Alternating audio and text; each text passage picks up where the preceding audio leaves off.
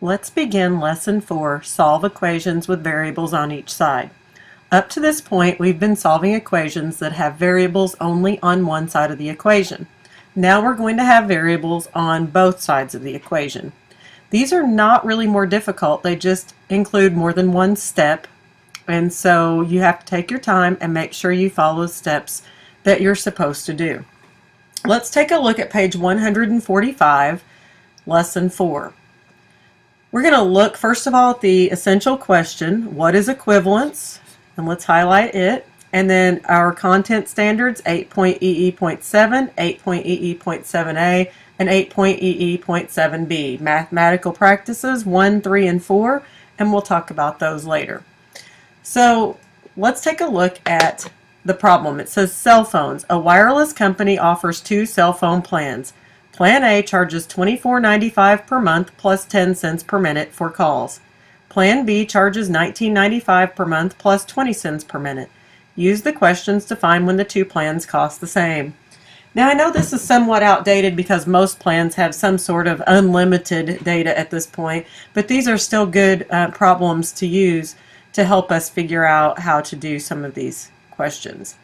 So it says complete the table. Plan A, $24.95 plus 10 cents a minute. Plan B, $19.95 plus 20 cents a minute. And it wants to know how much it's going to cost. Each plan will cost for 10 cents a minute. So over to the side, I would take $24.95 plus 0.10 times 10, which I know that that's going to be 1. Because remember, when you multiply a decimal by 10, it moves your decimal point one place. So $24.95 plus 0.10 times 10 is 1. So it's going to be $25.95. For Plan B, we have $19.95 plus 0.2 cents per minute. So $19.95 plus 0.20 times 10. Again, it's going to move your decimal point one place to the right. So $19.95 plus 2. So I'm going to get $21.95. Now, each time, then I should know that it's going to move it up by $1 on this one.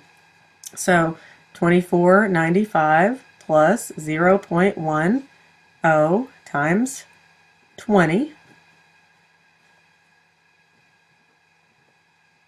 So we know it's going to move our decimal point one place to the right and multiply by 2, so we know we're going to add $2 to this one. So it's going to be $26.95. For this one, $19.95 plus 0.2 times 20. $19.95 plus 0.2 times 20 is 4, so we get $23.95. So you start to see a pattern. This one is moving up by $1 each time, so $27.95 at 30 minutes, $28.95 at 40 minutes, $29.95 at 50 minutes, $30.95 at 60 minutes, and $31.95 at 70 minutes. For this one, the pattern that we see is it's moving up by $2 each time, so $25.95, $27.95, $29.95, $31.95, and $33.95. So once we have our table filled in, it has some questions for us to answer, and it says, for what values does Plan A cost less? So if I look at my table, here Plan A costs more, here Plan A costs more, here it costs more, here it costs more, here it costs the same, but for 60 minutes and 70 minutes it costs less than Plan B. So 60 and 70 minutes. Question 3, for what values does Plan B cost less? Well, we already looked and we see that 10, 20, 30, and 40 it costs less than Plan A. So 10, 20, 30, 40 minutes For what values do both plans cost the same? Well, if you look at it, and this is kind of hard to read, but remember we changed this to a $29.95. For 50 minutes, the plans both cost the same.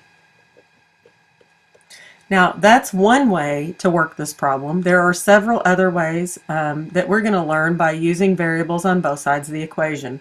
So let's take a look at page 146. On page 146, it says equations with variables on both sides, or on each side. Let's just highlight that. It says some equations, like 8 plus 4d equals 5d, have variables on each side of the equal sign. To solve, use the properties of equality to write an equivalent equation with the variables on one side of the equal sign. In other words, we're going to move the variables to one side of the equal sign, then we're going to solve the equation. So let's take a look at the example. Solve 8 plus 4d equals 5d. Check your solution. The first thing we want to do is get our variables to the same side of the equation. In order to do that, we're going to subtract 4d from both sides. So we see that we've got a variable on each side. We need them both on this side. So we need this to be 0. So 4d minus 4d is 0. 5d minus 4d is d, or 1d. You can put it either way. So 8 equals 1d. To check your solution, we're going to substitute 8 in for d. 8 plus 4 times 8 equals 5 times 8. 8 plus 32 equals 40. 40 equals 40. So we know that we are correct.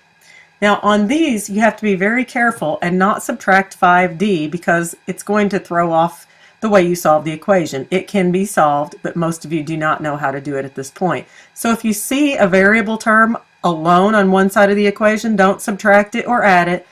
Get rid of the one on the other side. Let's take a look at example 2. Example 2 says solve 6n minus 1 equals 4n minus 5. This time our variable terms are not alone on either side of the equation. They both have constant terms with them. So you can really choose to subtract 6n because you've got a positive 6n, or you could choose to subtract 4n because you have a positive 4n. I would choose to subtract the smaller one so I can keep my variable term positive. If I subtract 6n from both sides, I'm going to have a negative 2n.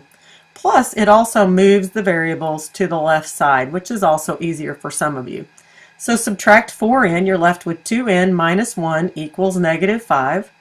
Add 1 to both sides. 2n equals negative 5 plus 1 is negative 4. And then you divide both sides by 2, and n equals negative 2.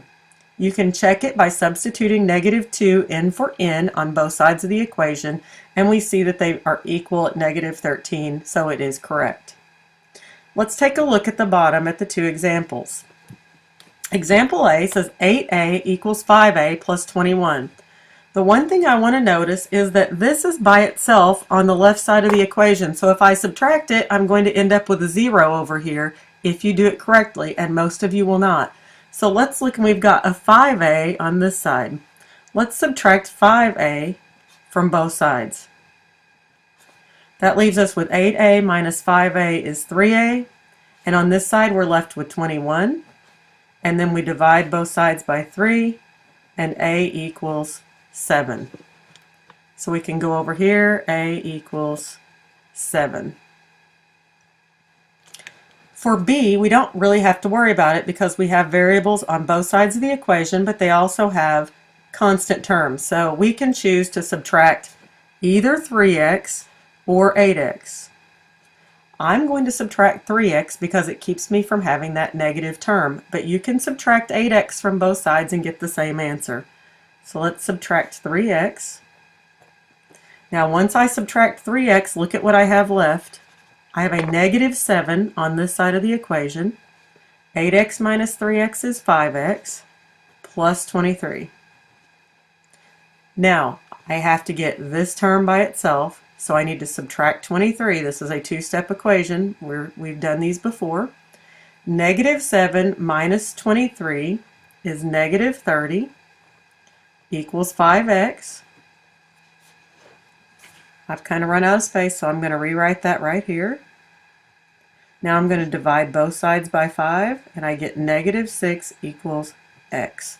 So my answer for B is negative 6 equals x, or x equals negative 6. I would suggest, if these are still confusing to you, that now that you've written them down, rewind the video and take a look at A and B again while you're just listening to what I'm saying. All right, let's take a look at example 3. On page 147, it says Green's Gym charges a one-time fee of $50 plus $30 per session for a personal trainer. A new fitness center charges a yearly fee of $250 plus $10 for each session with a trainer. For how many sessions is the cost of the two plans the same? Notice that this is very similar to the cell phone plan, and we had to do a lot of work to figure out at which number that the two plans were the same. This time we're going to set the two equations equal. So we said we have a one-time fee of $50 plus $30 per session. Per session is our variable, so we've got x. New fitness center charges a yearly fee of $250 plus $10 for each session, so there's an x. For how many sessions is the cost of the two plans the same?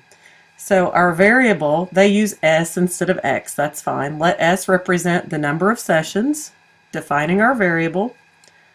So we have 50 plus 30, and we'll make that an s instead of an x just to keep it like their example. 30s.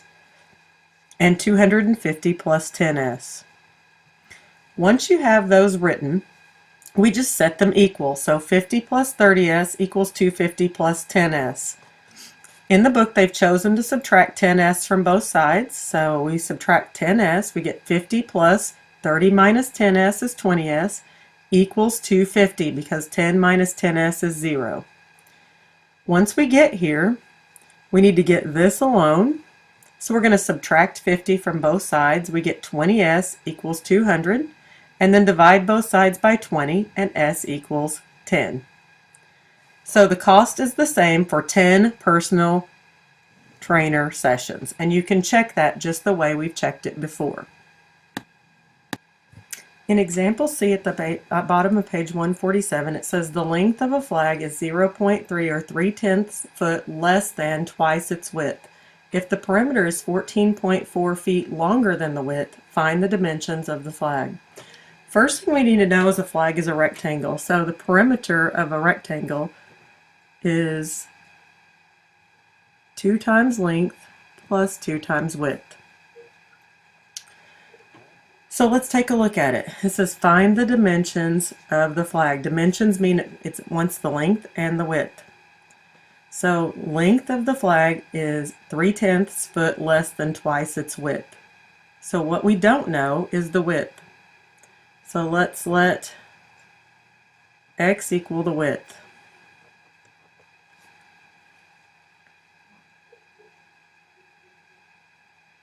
The length of the flag is 3/10 foot less than twice its width. So twice its width is 2x. Remember, less than is your turnaround words, and then you've got 3/10. So the length is 2x minus 3/10, and that's your length. And then it says if the perimeter is 14.4 feet longer than the width, longer than is going to mean add, so 14.4 feet plus the width, which is x. Then it says find the dimensions of the flag. So we know that perimeter equals, let's go over to the side. We know that perimeter equals 2 times length plus 2 times width. We know that the perimeter from looking down here is 14.4 plus x. So we're going to rewrite 14.4, or 14 4/10 plus x equals 2 times the length, which is 2x minus 0.3 plus 2 times the width, and the width is x. So that's a lot of stuff to remember, but you have to know the formula. So we have 14 4/10 plus x equals We're using our distributive property. Now we've talked about that before.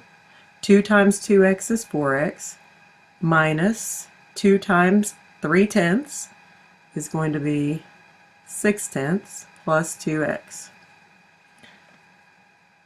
We've got some like terms over here. Now this one's a little harder than any I would make you do on your own.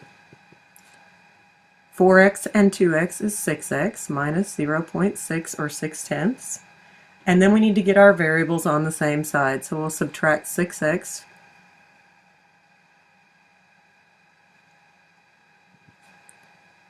from both sides. Now I'm going against what I normally would do to show you that it's okay to subtract the bigger one. 14 and 4/10 minus 5x equals negative 6/10. Now I have to subtract 14 and 4/10, and I get negative 5x equals, when I take negative 6/10 minus 14 and 4/10, I'm going to get negative 15. Divide by negative 5, and I get x equals negative 15 divided by negative 5 is positive 3. X equals 3. So now I know the width. Now I need to know the length. So I'm going to take 2x minus 0.3.